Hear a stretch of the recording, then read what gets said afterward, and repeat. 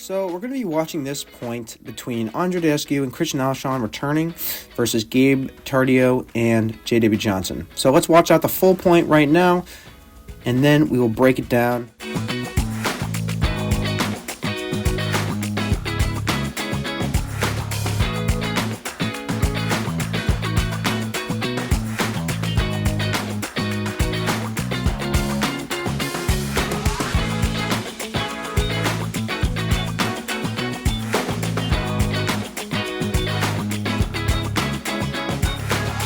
So that was the whole point, and it's a long one. It's got a lot of stuff to go over here, but it's a great example of some pro-level nuances at the kitchen line. So let's back it up and let's go over it. So to start here, J.B. Johnson's just going to hit this drop, and it's a little high, and now Andre Descu is able to put this ball wide to J.B. Johnson, and he's going to have to hit a very outstretched dink, and as he comes back across, he definitely pops his ball up a little bit. They're not able to take it out of the air, but it's going to be a sitting dead dink. So watch what happens with Andre Descu here. He recognizes that this ball does not have much spin, and it's going to be a dead dink, high landing ball. And he's going to hit a very aggressive topspin forehand cross-court dink back to J.B. Johnson. Really try and put him out of position and make him pop another one up. He runs around his backhand because he does have some options. He could also choose to speed this up down the line or through the middle, but he's going to choose to hit this cross court, as you can see right as the camera changes here. And J.B. Johnson is forced to hit his classic lazy dink, which is a short hop, paddle head down, not moving his feet that much. So again, Andre Descu, because of that ball, he gets another dead dink here. And he's going to, use the forehand again here. And again, he could do a lot of things with this ball, right? It's sitting shallow, high bounce, not much spin. He could hit a very aggressive dink, or he could speed it up, right? One thing to note about the pros is whenever they're at the line, they're always expecting the speed up or the fast ball to come. So as you can see, J.B. Johnson, after he hit that ball, he recognizes that the opponents could speed this ball up, and he's standing well off the line here. Give himself some more time and space, and he's standing with his paddle, with his hips facing the ball and his paddle head in a very neutral position, not favoring the forehand or the backhand as much, but again, they're all pointed at the paddle. Now, Andre Descu here, he's going to go to speed this ball up right here. As we can see, he hits a very nice speed up right at J.W. Johnson's right hip here.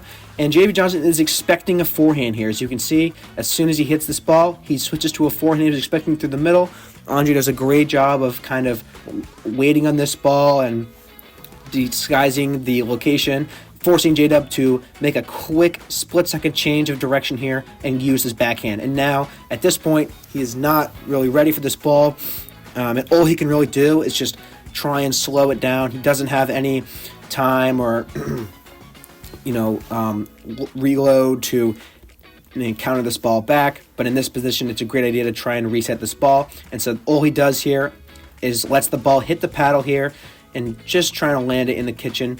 He kind of is leaning back, trying to have that open face, just get it over the net here, and he does a great job at this, but it's still sitting up. And Andre Descu again has another opportunity to hit an aggressive ball here using that forehand. So what does he do? He goes back to that first shot he hit, super aggressive cross-court roll.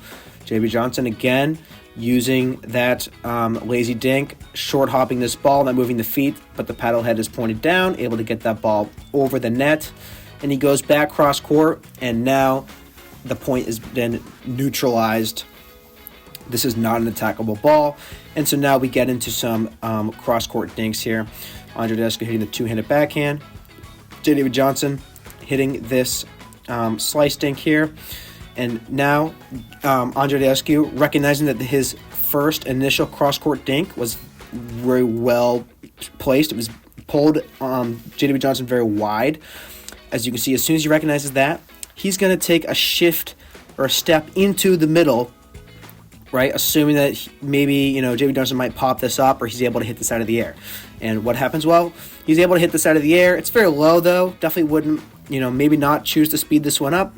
But he's able to hit this out of the air and take away the opponent's time.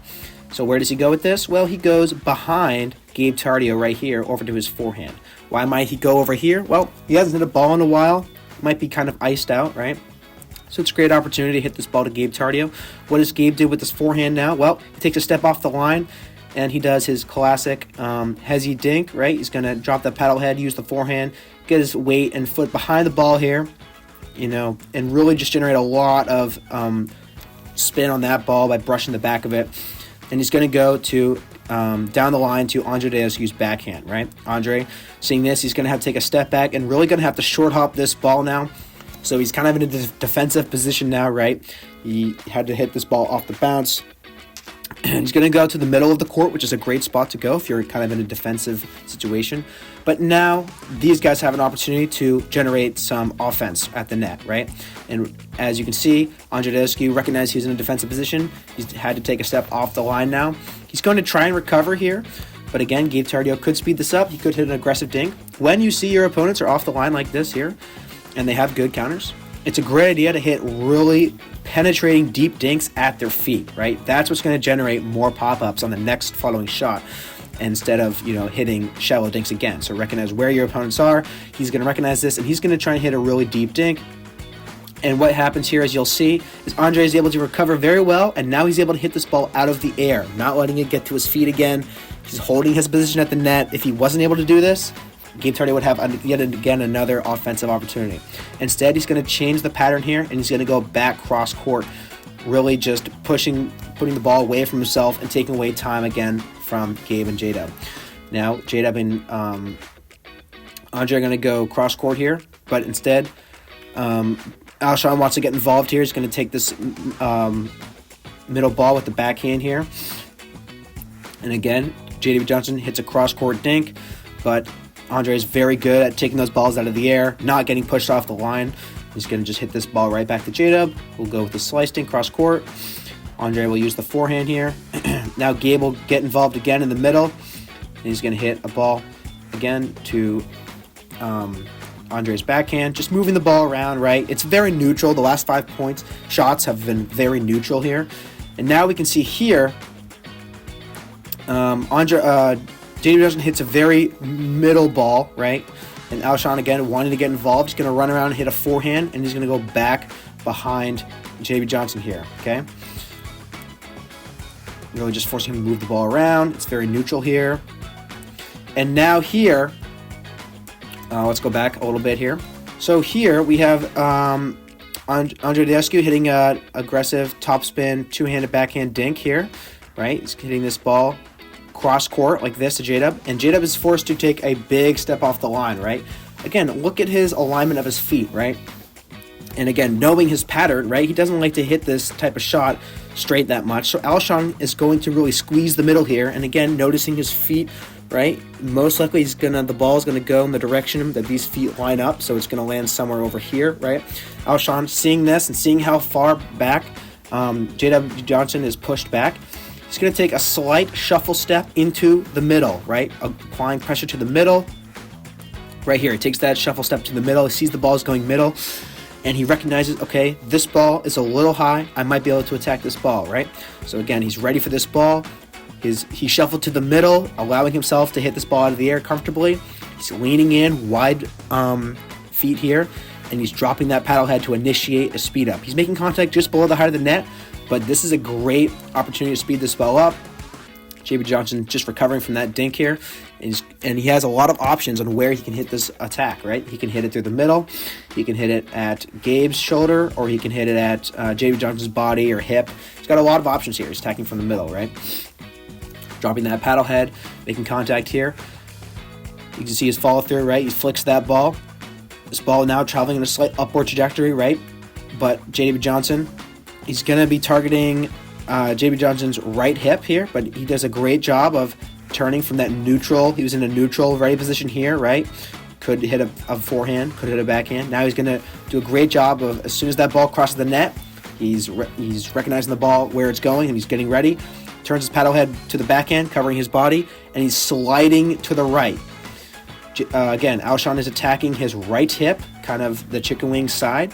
So to counter that, J.B. Johnson is going to take a slide step to the right and only sit with his backhand. And the most important thing he does here on this ball is he gets it at a downward trajectory, right? Even just ever so slightly, he is able to, he doesn't make the best contact, right? It's not hard, but it's at a downward trajectory at Andreescu's feet. And now Andreescu has to make a very quick split-second decision. How is he going to hit this ball? It's very low. Do I reset this ball?